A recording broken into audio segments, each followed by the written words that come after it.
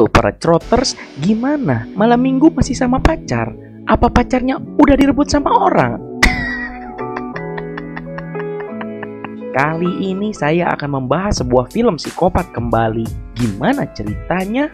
Jika tontonnya Lira Kusia. Kisah dimulai dengan penyelidikan beberapa polisi yang berada di rumah dengan penuh darah. Dan film X pun baru dimulai. Berlatar belakang di Houston, Texas tahun 1979, kisah akan berfokus kepada sekelompok muda-mudi pembuat film 3GP. Dan kita akan diperlihatkan seorang wanita yang bernama Maxine sedang menghirup uyah haram. Dan tak lama datanglah sang sutradara sekaligus pacar dari Maxine yang bernama Wayne. Mereka akan berangkat menuju lokasi syuting di sebuah penginapan yang berada di desa terpencil.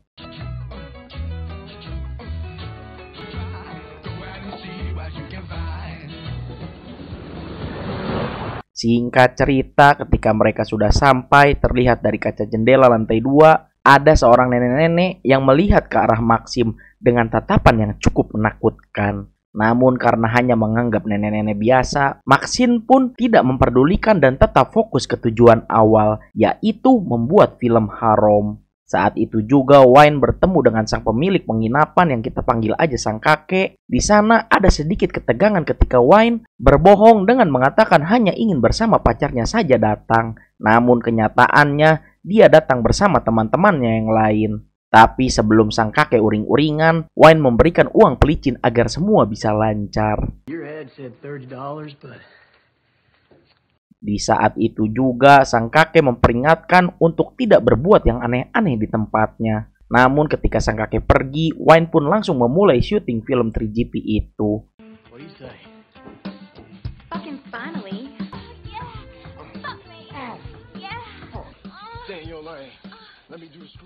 Maxine yang merasa bosan hanya mendengar ahu-ahu saja, memutuskan untuk pergi ngojai di danau terdekat.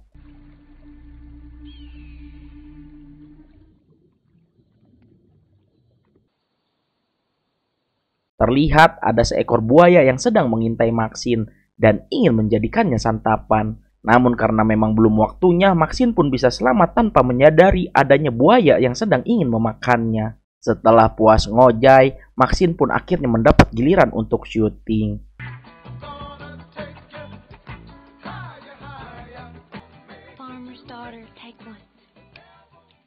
Ketika syuting itulah, sang nenek mengintip dari kaca dan membayangkan kalau dia ada di posisi Maxine tanpa ingat umurnya yang sudah sepuh. Singkat cerita, malam pun poek. Ketika melihat adegan panas tersebut, sang nenek yang sudah sakne pun mengajak si kakek untuk melakukan hal yang sama. Namun sang kakek menolak dengan alasan kalau dia memiliki sakit jantung. Yang dikhawatirkan kalau sampai dia terlalu bersemangat dan bucat, bisa jadi saja itulah bucat untuk terakhir kalinya. Lagian kayak masih bisa tegang aja. Di sisi lain, para muda-mudi ini sedang berkumpul. Dan pemegang mic bernama Loren pun mengatakan bahwa dia ingin juga bermain film 3GP. Dan sudah bosan kalau hanya mendengar suaranya saja, tanpa merasakan apa yang dirasakan para pemain lainnya. Mendengar pernyataan tersebut, si gondrong sang pacar pun jelas tidak menyetujuinya. Masa iya dia sang pacar belum nyicipin, tapi pria lain udah nyicipin. Ditonton banyak orang lagi. Begitulah kira-kira pemikiran si gondrong. Namun Wayne selaku bos dan produser pun membujuk Kang Gondrong untuk menyetujui saran Loren. Karena siapa tahu saja dia bisa jadi artis film 3GP yang terkenal. Karena bujukan dari Wayne pun, akhirnya Kang Gondrong hanya bisa pasrah dan merekam ketika pacarnya sedang melakukan adegan pengenceritan. Tak kuat melihat sang pacar melakukan pengenceritan dengan pria lain, akhirnya Kang Gondrong memutuskan untuk pergi dan keluar dari rumah produser laknat ini. Namun tiba-tiba, ya, ada sang nenek yang menghentikannya. Yang usut punya usut, sang nenek berusaha menggoda Kang Gondrong dikarenakan dia tidak mendapat jatah dari sang kakek. Jelas Kang Gondrong menolak sang nenek karena selain menyalahi norma, dia juga tidak akan mau menikmati sang nenek yang sudah keriput layaknya kresek lecek. Namun sang nenek yang mendapat penolakan untuk kedua kalinya, tiba-tiba Dengan santainya sang nenek mencucuk Kang Gondrong, dan seakan-akan tidak puas dengan hal itu, akhirnya Kang Gondrong pun dibunuh dengan tragis untuk mengurangi kos produksi film ini.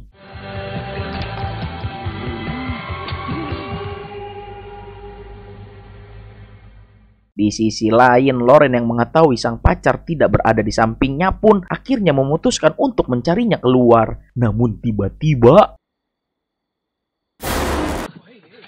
ya, produser bangsat ini berhasil mengagetkan kita semua. Dan di sini Loren meminta Wayne untuk mencari Kang Gondrong. Karena terus memaksa, akhirnya Wayne pun mencarinya ke peternakan hanya dengan memakai celana dalam saja. Namun karena meleng, akhirnya Wayne terkena ranjau paku yang biasa ada di ban kalian. Dan saat sedang merasakan kesakitan, Wayne mendengar ada suara orang di luar. Namun tiba-tiba,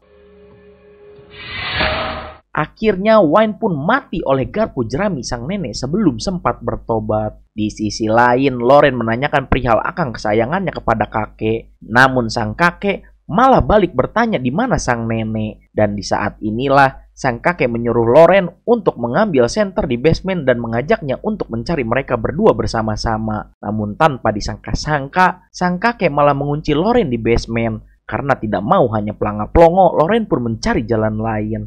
Namun, Loren malah menemukan mayat seorang laki-laki yang diikat oleh sang kakek.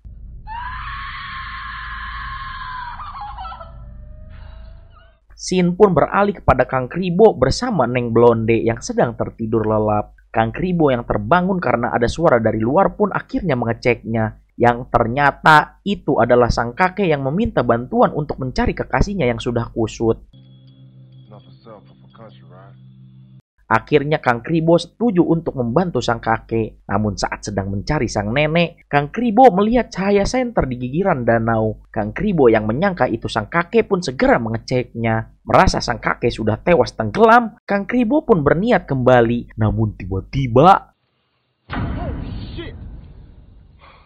ya, sang kakek muncul tepat di hadapannya. Namun disinilah semua terungkap bahwa sang kakek sudah sering menghabisi nyawa seseorang yang telah membuat istrinya bernafsu. Dan mayat yang berada di basement pun adalah salah satu korban dari sang kakek. Setelah memberikan informasi tersebut, tiba-tiba Kang Kribo pun menjadi korban selanjutnya. Di sisi lain, Maxine yang sedang asik tidur pun dikejutkan dengan kedatangan sang nenek yang tiba-tiba ada di sampingnya. Lagi pula, siapa juga yang gak kaget kalau tiba-tiba ada nenek-nenek keriput di samping kalian tidur. Scene pun berganti pada Loren yang berusaha kabur dengan menjebol pintu. Namun ketika sudah berhasil dan hampir meraih kunci pintu, tiba-tiba,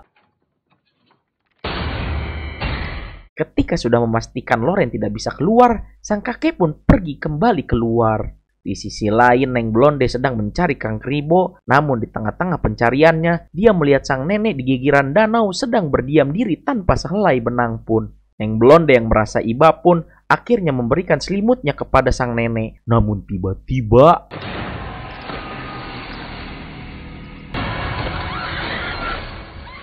ya, niat baik sang Blonde pun dibalas dengan dijorokinnya dia ke danau dan menjadi santapan kenyal bagi sang buaya. Kembali lagi kepada Maxine yang tidak bisa tidur akibat melihat hal horor pun akhirnya mencari keberadaan teman-temannya. Namun betapa kagetnya Maxine ketika melihat Kang Gondrong sudah terbujur kaku. Merasa ada yang salah, Maxine pun masuk ke rumah sang kakek sambil membawa pistol yang berada di laci mobil. Namun dia dikagetkan kembali dengan keberadaan Loren yang sedang dikurung. Bukannya langsung lari, Loren malah menyalahkan Maxine karena sudah mengajaknya ke tempat horor ini. Dan ketika Loren lari keluar, tiba-tiba, dengan sekali tembak, Loren pun dikirimkan ke belakang layar oleh sang kakek. Namun ketika sang kakek sedang menyeret Loren untuk ke basement, tiba-tiba, ya, sang kakek mati karena kaget mendengar nafas terakhir dari Loren.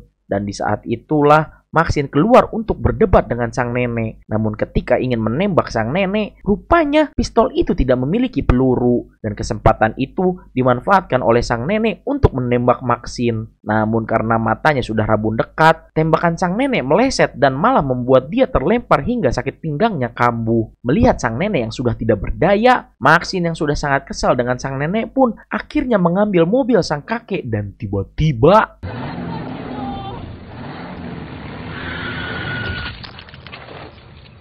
sang nenek pun mati dengan keadaan seperti ayam penyet yang sudah sepuh. Sementara itu, Maxine pun langsung pergi dari penginapan itu. Di keesokan harinya, terlihat beberapa polisi sedang melakukan olah TKP seperti di awal film. Dan film pun tamat. Di film ini ada beberapa scene yang membuat saya gregetan. Seperti, masa iya 3 laki-laki muda, bugar dan otongnya masih bisa berdiri tegak kalah dengan 2 orang tua sepuh. Oke lah kalau Kang Gondrong dan Wayne mati karena serangan mendadak, tapi Kang Kribo bisa-bisanya dengan sangat mudah dan diam saja ketika dia ditodongkan senjata oleh sang kakek yang jalannya aja udah ripuh plus punya penyakit jantung. Tapi jelas hikmah yang bisa kita ambil dari film ini adalah jangan sekali-kali kalian menjadi produser film 3GP. Udah itu aja.